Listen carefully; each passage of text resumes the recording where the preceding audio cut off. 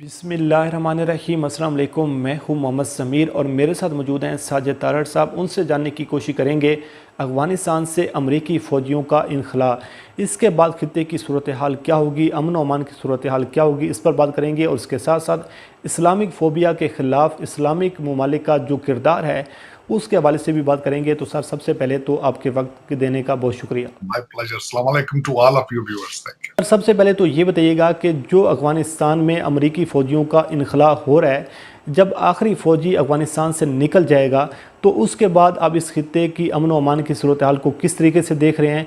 पाकिस्तान, अफ़गानिस्तान और अमेरिका के तल्लुकात को आप किस तरीके से देख रहे हैं? इस हवाले से हमारे व्यूअर्स को आगाह कीजिएगा।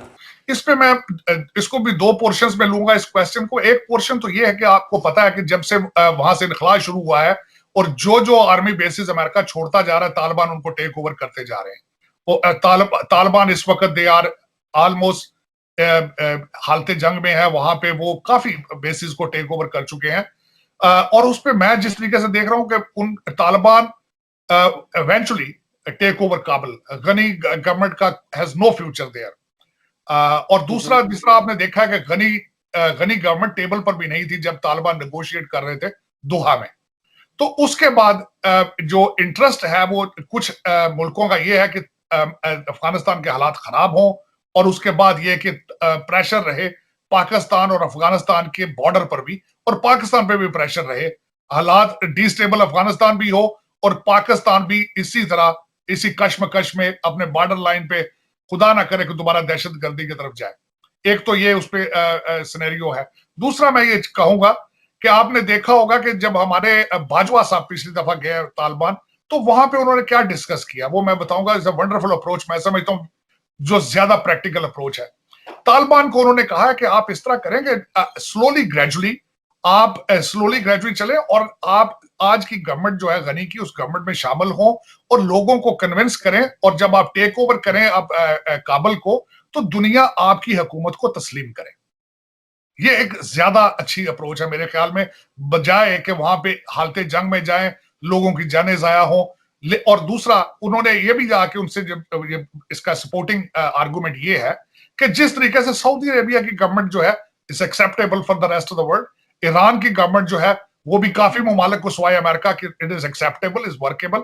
तो इस तरह का मॉडल जो है अगर सोचा जाए तो इस वर्केबल, बजाय कि वो जाके एक जबरदस्ती एक जंग के बाद अगर गवर्नमेंट को टेक ओवर करते भी हैं, जिस तरह तालिबान पिछली दफा गवर्नमेंट में आए थे, तो दुनिया उनकी गवर्नमेंट को एक्सेप्ट नहीं करती थी। सिर्फ चंद ममालिक जिसमें पाकिस्तान और सऊदी अरेबिया और कुछ और ममालिक थे जिन्होंने उनको एक्सेप्ट किया।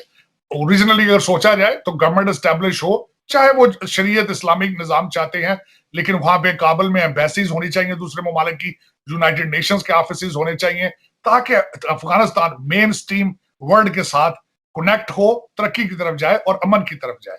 लेकिन ये है कि ये एक सोच है, एक फिक्शन है मेरी नजर में भी, जो लग रहा है जिस तरीके से कि अफगानिस्तान से जब अमेरिकन सोल्जर निकलेंगे एक वैक्यूम आएगा, एक वैक्यूम क्रिएट होगा वहां पे, रशिया और चाइना उसमें आएगा, मसल अपने फ्लेक्स करेगा अपने इंटरेस्ट के लिए, और वहां पे खुदा ना करे, जो कि मैं नहीं चाहता, मैं नहीं सोचना भी चाहता कि वहां पे खाना जंगी के हालात हो, लोगों की जानें जाया हो। लेकिन इस वक्त जो लग रहा है कि जिस तरीके से अभी मैं अगले दिन एक आर्टिकल पढ़ रहा था, उसमें यह था कि जो करंट अफगान फौज है डेली बेस पे उनके 40 से 50 लोग असला समेत वो अफगानिस्तान तालिबान के साथ शामिल हो रहे हैं, बगैर किसी जंग की चीजें तालिबान के कब्जे में आती जा रही हैं। और मैं समझता हूं कि अगर यही हो तो ज्यादा बेहतर होगा, वर्सेस ये कि अब जिस तरह आज G7 मीटिंग के बाद जो बाइडेन का तैयार बर्दगान से मिलना और उनसे रिक्वेस्ट करना कि आप काबुल में जाएं, वो एक बहुत खतरनाक सिनेरियो मेरे ख्याल में सामने आएगा।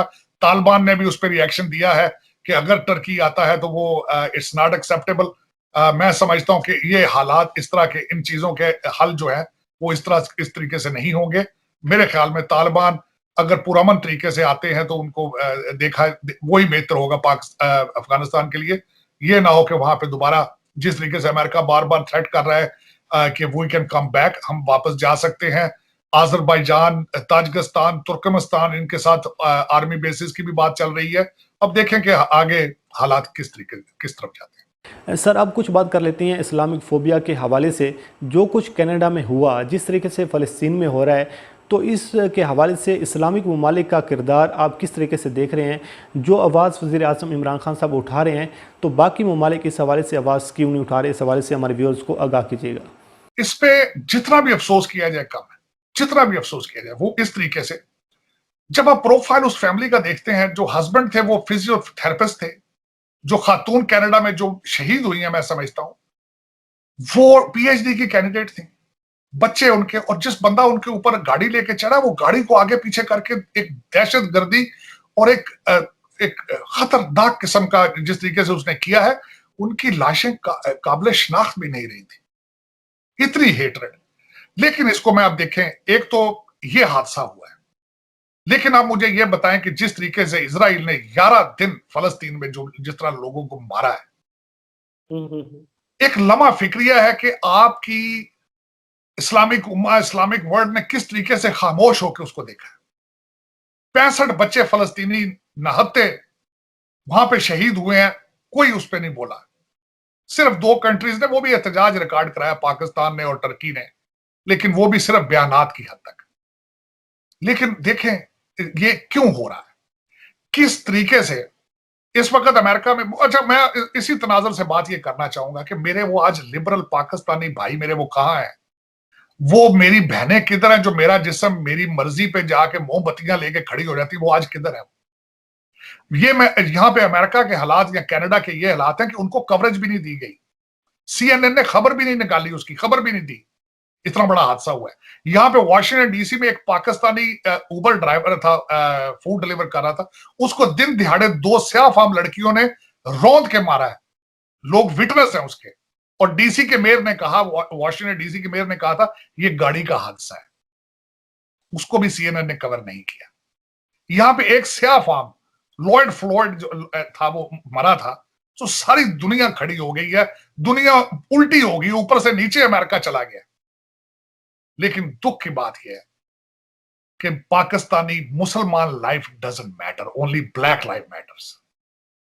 ये शर्म आनी चाहिए लिबरल आइडियोलॉजी को, ये शर्म आनी चाहिए हमारे लिबरल जो लोग, जो, और मैं खास कर ये समझता हूं कि ये जो मीडिया जो सारा दिन इंसानी हकूक के बारे में सारा दिन प्रोग्राम करते हैं, उन्होंने खबर तक नहीं निकाली जिस तरीके से वहां पे बेईमाना कत्ल हुआ। और मैं ये भी बताना चाहूंगा कि वहां उस पर होना क्या है, जो वो 4 लोग जो कत्ल किए गए हैं, उस जो कत्ल करने वाले के साथ क्या होना है, उसको अभी 6 महीने बाद इन्होंने ज़हनी मरीज करार देकर हॉलीडे इन में भेज देना है, क्योंकि कनाडा में मौत है ही नहीं, वहां पे डेथ पेनल्टी नहीं है। और इस फर्स्ट वर्ल्ड में ये इंसानी हकूक वाले जो ममालिक हैं, वो ये जब आपको फौरन, जिसको इन्होंने सजा ना देनी हो उसको फौरन कह देते हैं ये ज़हनी बीमार था, उसको घर भेज दिया जाता है, और ये भी घर जाएगा। लेकिन इस पे मेरे जैसे लोग जो यहाँ 35-35, 36-36 साल से हैं, वो सवाए खून के आंसू बहाने के और कुछ भी नहीं कर सकते। लेकिन अफसोस है कि इसको ना लिबरल मीडिया ने जगह दी, और ना मेरे लिबरल दोस्त जो सोशलिस्ट माइंड लेके सारा दिन इन एजेंडों में बात करते हैं, किसी ने खबर तक नहीं दी, कोई बयान नहीं इस पे दिया गया, कोई इस पे बिल्कुल। मैं जितना भी अफसोस करूं, और ये वाकयात होते रहेंगे। मैंने पूरी कैलकुलेशन की थी जब फलस्तीन इजराइल जो कॉन्फ्लिक्ट चल रहा था, जिस तरीके से हमारे ओआईसी ने रिस्पॉन्ड दिया, अरब लीग ने दिया, मैं ये कहता था इजराइल मार मार के थक के खुद ही छोड़ देगा, लेकिन हम इसके खिलाफ नहीं उठेंगे, क्योंकि उसकी वजह यह है। अब इस्लामी ममालिक क्या कहते हैं, वो कहते हैं कि हमने अपने इंटरेस्ट बेस्ड डिसीजन लेने हैं। जब कश्मीर पे जुल्म किया जा रहा था, मोदी साहब को 7 अरब ममालिक ने वहां बुला के हाईएस्ट अवार्ड दिए थे। बिल्कुल सही कह रहे हैं सर। दुनिया अब तमाशा बन के देखती है, इस पे आप रोए, सिर्फ इस पे दुआएं खैर ही की जा सकती है, रोए जा सकता है, इसके बारे में कुछ भी नहीं कहा जा सकता। कश्मीर को भूल चुके हैं हम लोग, उसका नाम चेंज कर रहे हैं। अब आपको पता है 8000 बंकर बॉर्डर पे बन चुके हैं। क्यों बनाए गए हैं? क्योंकि वो कश्मीर को 2 हिस्सों में तकसीम करना चाहते हैं। वो 2 स्टेटें बनाने लगे हैं इंडिया की। उस पर कोई बोल रहा है? कोई खबर कवरेज है उसकी? कोई नहीं। क्यों होगी? 8000 बंकर बने हैं कश्मीर के बॉर्डर पे। 8000 बंकर, उन्होंने पक्के बंकर बनाए हैं, और कश्मीर को 2 स्टेटों में वो डिवाइड करने लगे हैं। उनके नाम भी आगे, कश्मीर का नाम ही खत्म करने लगे हैं। लेकिन मजाल है उस पर कोई दुनिया बोले?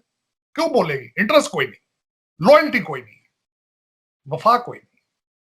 उस पर कोई बोल रहा है? कोई खबर कवरेज है उसकी? कोई नहीं। क्यों होगी? 8000 बंकर बने हैं कश्मीर के बॉर्डर पे 8,000 बंकर, उन्होंने पक्के बंकर बनाए हैं और कश्मीर को 2 स्टेटों में वो डिवाइड करने लगे हैं। उनके नाम भी आगे कश्मीर का नाम ही खत्म करने लगे हैं। लेकिन मजाल है उस पर कोई दुनिया बोले, क्यों बोलेगी? इंटरेस्ट कोई नहीं, लॉयल्टी कोई नहीं, वफा कोई नहीं।